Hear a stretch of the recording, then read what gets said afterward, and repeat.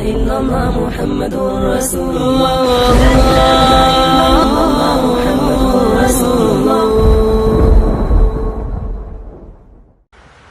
بسم الله الرحمن الرحیم. ایها الإخوة والأخوات، السلام علیکم و رحمت الله و برکاته. با سلام نو شما را خوش آمدید میگوییم به برنامه نوی قصه پیامبران. یادآور میشویم که در برنامه گذشته درباره نبی خدا ابراهیم خلیل و پسرانش اسماعیل و اسحاق و یعقوب علیه السلام سخن گفتیم و خداوند ابراهیم را دوست خود گرفته بود. اینچنین یادآور میشویم قصه هجرت ابراهیم علیه السلام را که از عراق به سوی فلسطین هجرت کرد. با همراهی او نبی خدا لوط علیه السلام بود. وقتی که ابراهیم با همراهی لوط علیه السلام به فلسطین رسیدند، ابراهیم او را به قشلاق با نام سدوم فرستاد. مکان آن قشلاق بحر مرده امروزه است. همین بحری که مردم در ساحل‌های آن کیف و صفا می‌کنند.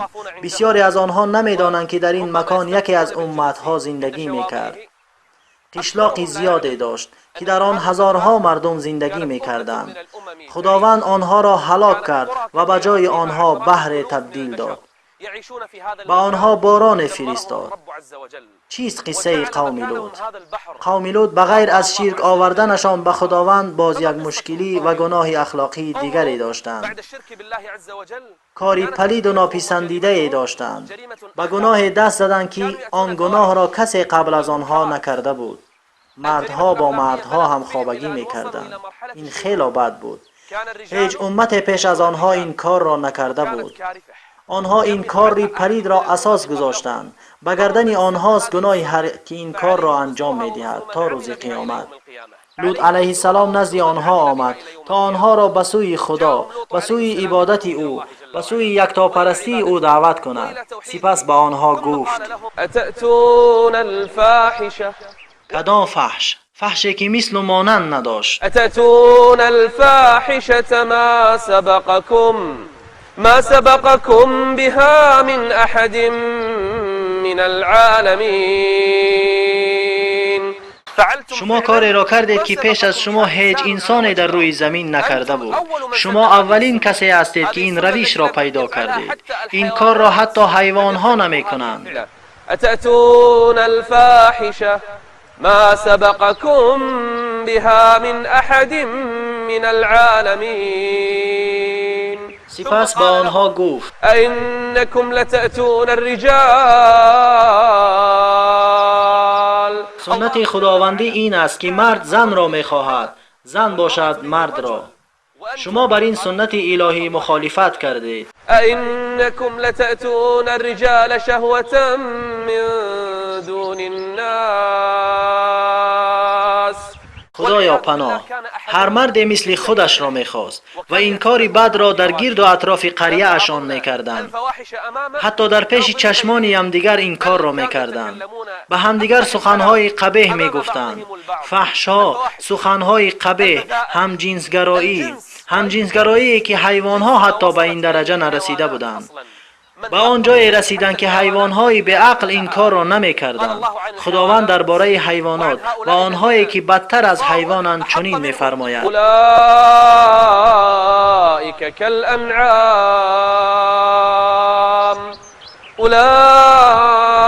کالانعام بل هم اضل. جای آنها بحری مرده است. در همان مکان قوم لوط زندگی می‌کردند. به سوی خدای ذوالجلال دعوتشان می‌کرد. می‌گفت که این کاری فحش خدا را راضی نمی‌کند. هر مرد را خداوند برای زن آفریده. این سنت خداوند است که خداوند مرد را به آن فطرت آفریده. می‌دانید قوم لوط با او چی جواب دادند؟ با او نگفتند جزاک الله خیرا، بارک الله فیک، این دعوتی تو را قبول می‌کنیم، به اذن خداوند هدایت می‌یابیم. هرگز چنین نبود. همگی بر ضد او برآمدند. گفتند او بر ضد خواهش‌های ما برآمد، بر ضد همجنسگرایی و فحش‌ها و خواسته‌های ما برآمد. از این قشلاق بیرونش کنید. اخرجوا آل لوط، اخرجوا آل لوط من قريتكم انهم اناس يتطهرون. گناه لوط و کسانی که ایمان آوردند چی بود؟ گناهشان این بود که پاک بودند. گناهشان این بود که به سوی پاکی دعوتشان میکردند. این به گمان آن مردم گناهی بزرگی بود. خب بعد حکم چیست؟ اخراج کردن، از شهر بیرون کردن. حق زندگی در این شهر ندارد. شهری آزاد است، شهری شهوت هاست، شهری هم جنسگرایی هاست، شهری پست و رذیله. حق زندگی ندارد کسی که به سوی پاکی، به سوی پاکدامنی، به سوی بزرگی دعوت میکند، مثل لوط علیه السلام و کسانی که ایمان آوردند به او. حق این کارشان بیرون کردن این هاست از این شهر. اخرجوا آل لوط، اخرجوا آل لوط من قريتكم إنهم أناس يتطهرون. لوط آنها را به سوی خدا دعوت میکرد تا ترک این کارهای فحش و منکر کنند، لیکن قوم در گمراهی خیش سرگردان بودند. آنها کور شده بودند. این مستی در شهوت بود. چیست این مستی در شهوت که در آن قوم لوط و قریه سدوم بود؟ و لوط علیه السلام مدام به سوی خدا دعوتشان میکرد.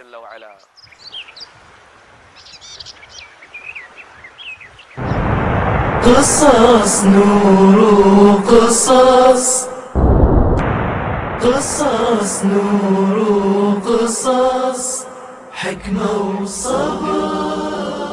کدام قوم لوط علیه السلام در فحشکاری خود بودند و لوط علیه السلام آنها را به سوی خدا دعوت میکرد. خدا را به یادشان می آورد. از این پلیدکاری ها بازشان می داشت که کسی از پیشینیان به چنین کار دست نزده است. مدام به سوی خدا دعوت میکرد. در این قشلاق کسی جز دو دختری او ایمان نآورد. حتی زنش به او ایمان نآورد. زنی کافر و پلیدی بود. لوط علیه السلام را وقتا نزدش مردان مهمانی می آمدند، آنها را پنهان میکرد و آنها را از داخل شدن به این قشلاق منع میکرد. قوم لوط به او می گفتند برای چی مردها را از ما دور میکنی ای لوط؟ اگرچه این کارت را هم کنی ما به کار خود ادامه میدهیم.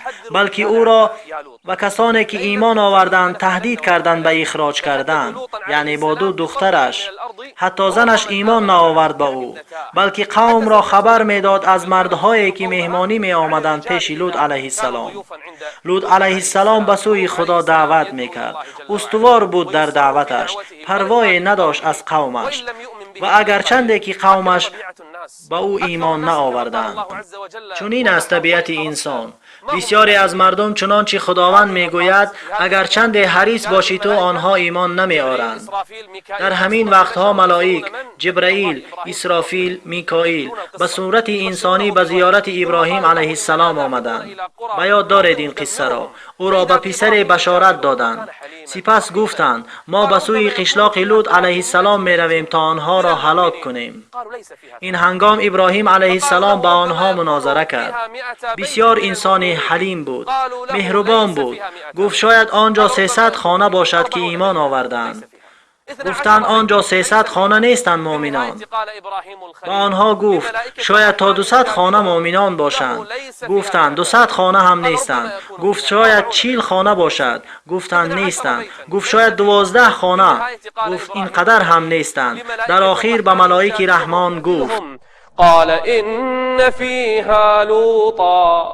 ملائک گفتند قالوا نحن أعلم بمن فيها. ما میدانیم که کی اینجا ایمان دارد. إنا أرسلنا إلى قوم مجرمين لنرسل عليهم حجارة من طين مسومة عند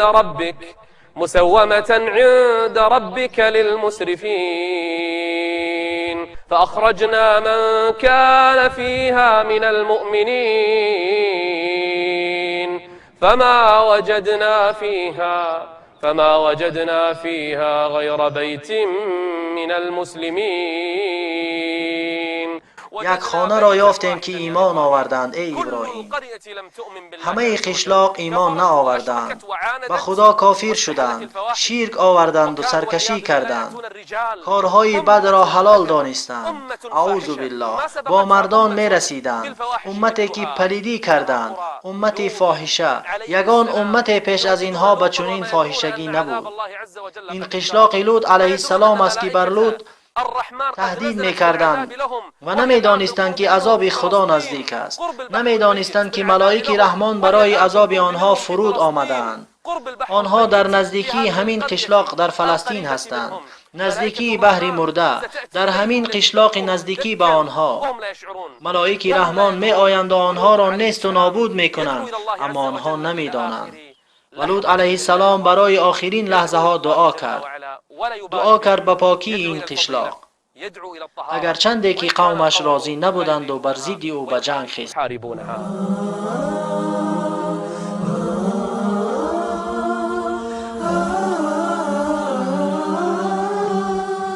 ملائک به صورت انسان به سوی قشلاق لوط علیه السلام آمدند. وقتی که لوط علیه السلام آنها را دید سلام کرد و به او جواب سلام دادند. گفت چی چیز شما را آورد؟ و او نمیدانست که آنها ملائک هستند. ما مهمانان تو هستیم. 3 نفر به صورت انسان، هر کدام به صورت مردی زیبا به قشلاق لوط علیه السلام داخل شدند و لوط نمیخواست که به مهمانانش بدکاری کنند. او حقیقتی کی بودن قومش را میدانست. قومی پلید و بدبخت که شهوت آنها را غالب آمده بود. نمیخواست که به مهمانانش بدکاری کنند. گفت شما را به دیگر قشلاق میبرند. گفتند چرا؟ گفت پلیدتر از این قشلاق در روی زمین ندیدم. به دیگر قشلاق روید. گفتند ما مهمانان تو هستیم ای لوط. اما او نمیدانست که آنها ملائک رحمان هستند. ملائکة الرحمن. ولما جاءت رسلنا لوطا سيء بهم وضاق بهم ذرعا وقال هذا يوم عصيب. الله المستعان. امروز روزی ما نیست، روزی سخت است. امروز مصیبت بر ما می آید. خداوند داناتر است. لوط علیه السلام اندوهگین شد و دلش از آمدن آنها تنگ شد. از آمدن آن مهمانها دلتنگی میکرد. لیکن از دستش چی می آمد؟ چی کار کرده می توانست؟ مهمانها به خانه اش رسیدند. باید به خانه داخلشان کند و مهمانداریشان کند، در حالی که نمیدانست که آنها ملائک رحمان هستند. ملائکة الرحمن.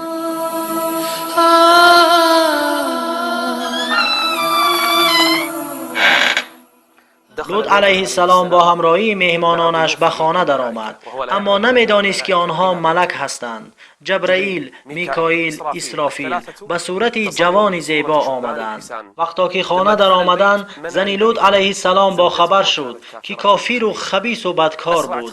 بیرون برآمده قوم را فریاد کرد که اینجا با همراهی لوط علیه السلام جوانان خیلی زیبا هستند. مردم گردی آن خانه جمع شدند، در را کوفتند، خواستند داخل خانه شوند. میخواستند به این مردها دست درازی کنند، به آن جوانان زیبا. وجاءه قومه يهرعون إليه. شتابان به نزد آن خانه آمدند، در را کوفتند، میخواستند داخل آن خانه شوند. چی میخواهید؟ گفتند کسانی که با همراهی تو آنها را میخواهیم. ای لوط، آیا تو را نگفتیم که مردان را از ما پنهان کن؟ لوط به آنها گفت دختران قوم مانند دختران من هستند. کدام از آنها را که میخواهید به زنی بگیرید؟ قال یا قوم هؤلاء بناتي هن اطهر لكم فاتقوا الله ولا تخزون في ضيفي أليس منكم رجل رشید. آیا از تمام اهل همین قشلاق یک مرد عاقل و شایسته نیست؟ آیا در بین شما مردی با عقل نیست که بداند این کار شما خبیث‌ترین کاری از کارهای بد است؟ این یک کار فحش است که حیوانها به این دست نمیزنند. خدای ذوالجلال درباره این قوم میگوید لعمرك إنهم لفي سكرتهم در گمراهی زندگی میکنند، گمراهی شهوت. لعمرك إنهم لفي سكرتهم يعمهون. وقتا که دنیا به لوط علیه السلام تنگ شد، دستها را سوی خدا برداشت، به سوی آن ذات بزرگ. قال يا قوم لو أن لي بكم قوة أو آوي إلى ركن شديد. به آن ذات بزرگ تکیه کرد، به خدای ذوالجلال. اینجا وقتی که جبرائیل علیه السلام دانست که لوط ناامید شد، گفت ای لوط ما فرستادگان خداییم، ای لوط ما ملائکه از نزد رحمانیم. جبرائیل، میکائیل، اسرافیل، شما ملائک هستید؟ آره ای لوط. حکم کرده شد ما ملائک خدای ذوالجلال آمدیم تا این قوم ستمگار را عذاب کنیم. ای لوط عذاب الان شروع می شود به قوم لوط که به آخرین درجه فحشا رسیدند. پلیدتر از قوم لوط در روی زمین کسی یافت نمی شد. جبرائیل علیه السلام نزد آنها برآمد تا اولین عذاب را شروع کند به قوم لوط.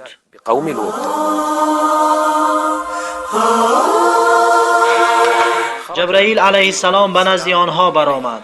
آنها شاد شدند، گمان کردند که این مرد خواسته های آنها را قبول کرده برآمده است و نمیدانستند که چی چیز منتظر آنهاست. جبرائیل علیه السلام به آنها نگاه کرد و یک پرش را بالای آنها گذرانید. تمام این قوم را چشمهایشان کور شد، چشمهای همه آنها کور شد، به یگان تای آنها چشم نماند.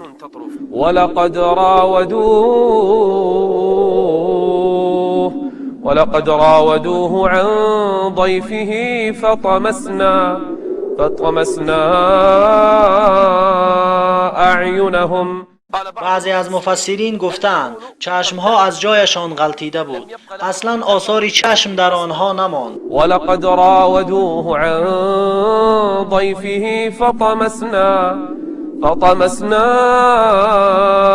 أعينهم فذوقوا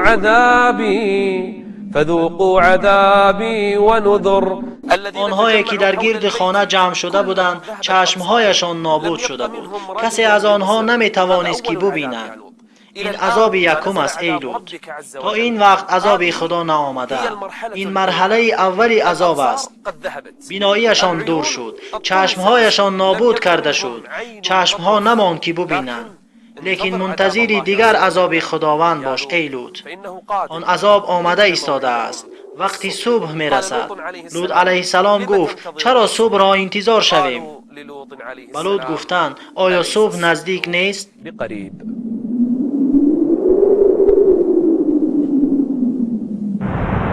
قصص نور قصص قصص نور قصص حكمة وصبر. لوط علیه السلام با دو دخترش شبانه از خانه برآمد. نزدیک سحری، چنانه که ملائک آنها را امر کرده بودند. از قشلاق شبانه برآمد. زنی کافر و پلیدش آنها را ندید. وقتا که آنها را نیافت، حس کرد که چیزی به این قشلاق نازل می شود. از پی آنها رفت. الله ذوالجلال لوط و دو دختر او را امر کرد که وقتا عذاب نازل شود و فریاد مردم برآمد، به قفا نگاه نکنید. اگر نگاه کنید عذاب به شما نیز اصابت می کند. کی عذاب را شنید و به قفا نگاه کرد؟ زنی کافرش. وقتی که عذاب و فریاد مردم را شنید به قفا نگاه کرد. وقتی که نگاه کرد به او نیز عذاب اصابت کرد.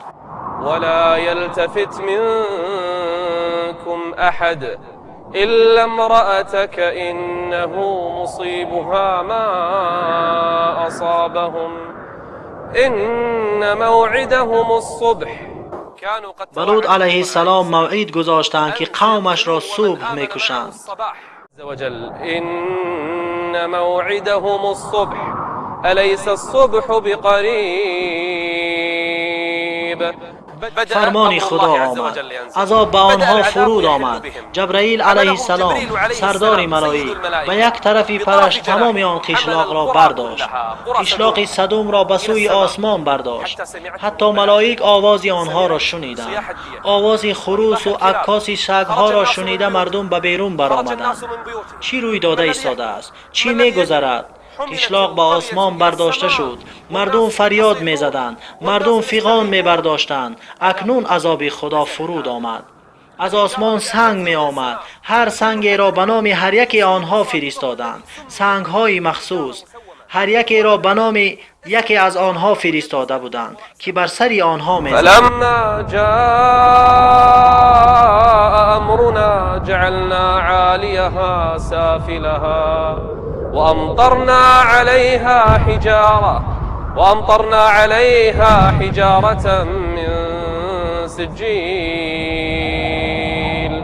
حجارة من سجيل منضود. بر سنگ‌ها نام‌های صاحبان آنها نوشته شده بود. مسومة عند ربك وما هي من الظالمين ببعید. ملائک آنها را بلند برداشته به زمین زدند. خداوند آنها را از روی زمین زیر و رو ساخت. والمؤتفكة اهوى فغشاها ما غشا. سنگ‌ها فرود می آمد، سرها را پاره پاره می کرد. قوم به عذاب گرفتار شد. کجاست آن مردمی که می گفتند ای لوط تو را از اینجا بیرون می کنیم و کسانی که ایمان آوردند به تو از این قشلاق بیرون می کنیم؟ کجایند آنها که دعوای آزادی می کردند؟ وقتا که زمین زیر و رو شد باران به باریدن شروع کرد. از آسمان باران می بارید. مطرنا علیهم مطرا. آن قشلاق به یک بحر کامل تبدیل شد، بحر لعنت کرده شده، بحر مرده ملعون، مکان همان قشلاق. وامطرنا عليهم مطرا فساء مطر المنذرين. چگونه امت است این؟ امتی که الله ذوالجلال آنها را زیر رو کرد و آنها را به سنگ‌ها هلاک کرد، سپس مکان آنها را به بحر کامل تبدیل داد. این قشلاق لوط است. این همان بحر مرده امروزه است. این بحری است که هر صبح و شام مردم از آنجا می‌گذرند. نمی‌دانند که آنجا قشلاقی بود. یکی از امتها آنجا زندگی می‌کرد. حد خدا را گذشتند، سرکشی الله ذوالجلال کردند، نبیش را تهدید کردند، از اهل فساد بودند. قومی هم جنسگرا با هم جنسهای خود خواب می‌کردند، از فطرت خود برآمده بودند. خداوند آنها را هلاک کرد. الله ذوالجلال آنها را به عذاب گرفتار کرد. سپس وقتا که یک قشلاق را زیر و رو کرد باران سخت بارید، باران فراوانی که آنجا را به بحر کامل تبدیل داد، بحر ملعون. این همان بحر مرده امروزه است. مردم هر صبح و شام از آنجا می‌گذشتند. وانکم لتمرون علیهم مصبحین. هر صبح از نزد این قشلاق گذر می‌کنید، اما نمی‌دانید که آنجا امتانی هستند که لعنت کرده شدند. این بحر شاهدی بر امتان می‌دهد که عذاب داده شدند، هلاک شدند. این بحر مرده ملعون است که دلیل بر امتان می‌کند که سرپیچی از فرمان خدا کردند و خداوند آنها را هلاک کرد و بر آنها باران نازل کرد و مکان آنها را به بحر کامل تبدیل داد. وانکم لتمرون علیهم مصبحین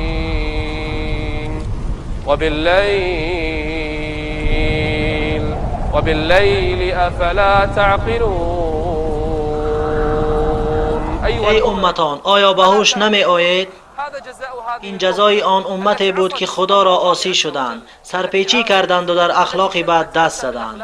این امتی بود که به جنگ خیستند با کسانی که آنها را به پاکی، به سوی بزرگی دعوت میکرد. نگاه کنید که خداوند به آنها چی کرد. هیچ اثری از آنها باقی نماند. جای آنها را به بحر مرده تبدیل داد که هیچ اثری از آنها نماند. نابود شد آن امت، قشلاقشان به خاک یکسان شد. الله ذوالجلال هلاکشان کرد، باران فرستاد به آنها. شما هر صبح و شام به آنها گذر میکنید، آیا پند نمیگیرید؟ کجاست قوم لوط؟ چگونه خداوند لوط را نجات داد؟ او مردم را به سوی یکتاپرستی دعوت میکرد. خداوند زنی او را که کافر بود نجات نداد. زنی پیامبر بودنش هیچ فایده بر او نکرد. با آن قوم هلاک شد، زیرا او اصلا ایمان نداشت، زیرا او اهل همجنسگرا را یاردن میداد. خداوند آن قشلاق را هلاک کرد و خبر داد که هر کی به این کار دست زند سزایش چنین است. وما هي من الظالمين ببعید. عذاب از آنها دور نیست. هر کی عمل آنها را انجام دهد سزایش چنین است. آره، قصه قوم لوط به انجام رسید. در برنامه آینده به اذن خدا از نبی نو شروع میکنیم که از لوط علیه السلام آنقدر هم دور نبود. امتی که گناهشان در بازارها و تجارتشان بود. چگونه خداوند آنها را هلاک کرد؟ نبی آنها به آنها چی گفت؟ چگونه نصیحتشان کرد؟ خطیب انبیا. و با او چیکار کردند؟ و جزای قومشان چی بود؟ این است موضوع ما در برنامه آینده. حتى نلقاكم استودعكم الله والسلام عليكم ورحمة الله وبركاته. قصص نور قصص